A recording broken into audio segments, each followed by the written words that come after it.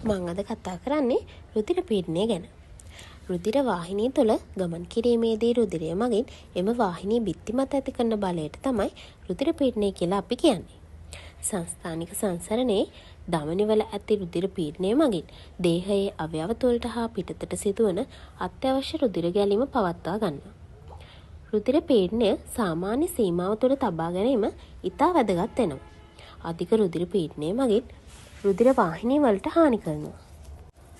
රුධිර කැටගැසීම හෝ හානි වූ ස්ථානයෙන් රුධිර වහනයත් ඉන් ප්‍රතිඵල වෙන්න පුළුවන්.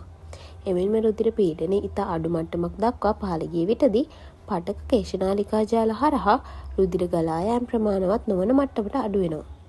එයින් ඉතා වැදගත් අවයව වන මොළය, හෘදය හා වකුගඩු වල සාමාන්‍ය කෘත්‍යයට හානිකර බලපෑමක් සිදු වෙන්න පුළුවන්.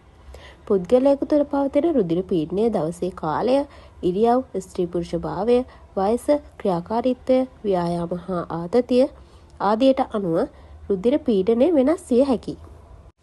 විවේකීව සිටින විට හෝ නින්දේදී රුධිර පීඩනය පහළ බසිනවා. එහෙත් නොසන්සුන් බව, බය හෝ කාංසාව ඇති අවස්ථාවලදී රුධිර පීඩනය ඉහළ යනවා. වම් කෝෂිකාව සංකෝචනය වීම හා දමනය වෙත රුධිරය තල්ලු කර හැරීමේදී දමනි පද්ධතිය තුළ නිපදවන පීඩනය ආකුංච පීඩනය. විවේකී විට සාමාන්‍ය නිරෝගී වැඩිහිටියෙකුගේ ආකුංච පීඩනය රසදිය මිලිමීටර 120ක් පමණ වෙනවා. පූර්ණ හෘද විස්තාරයකදී රුධිරය පිටවීම සමග දමනි තුළ ඇතිවන රුධිර පීඩනය විස්තාර පීඩනය කියලා හඳුන්වනවා. සාමාන්‍ය නිරෝගී වැඩිහිටියෙකුගේ විස්තාර පීඩනය රසදිය මිලිමීටර 80ක් පමණ වෙනවා. දමනි රුධිර පීඩනය මනිනු ලබන්නේ ස්පිග්ගෝ මැනෝමීටරය මගිනි.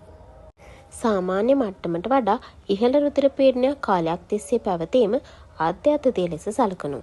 ආද්‍ය බලපෑම් ලෙස වකුගඩු වලට හානි වීම, අධිවෘක්ක සංකෝලතා, හෘදයාබාධ, ආඝාත මෙන්ම රුධිර වාහිනී වලට හානි වීම මගින් මරණයටද හේතු වෙනවා.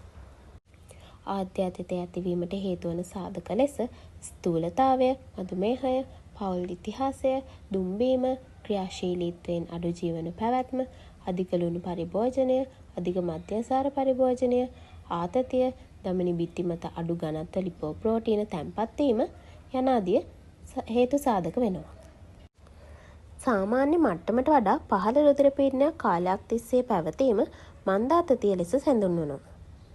මන්දාතතිය සඳහා කම්පනය, ඩෙංගු රක්තපාත උණ, ඉඳගෙන හෝ වැතිර සිට එකවර නැගිටීම, අධික රුධිර වහනය, අඩු පෝෂණය, නිරාහාරව සිටීම මේ සඳහා බලපානවා. මේ මගින් මොළයට සැපෙන රුධිර ප්‍රමාණය අඩු වෙලා යනවා. මේ හේතුවෙන් කෙටි කාලීන සිහි නැතිවීම මෙන්ම දිගු කාලීනව පැවතීම මරණයද සිදු වෙන්න පුළුවන්.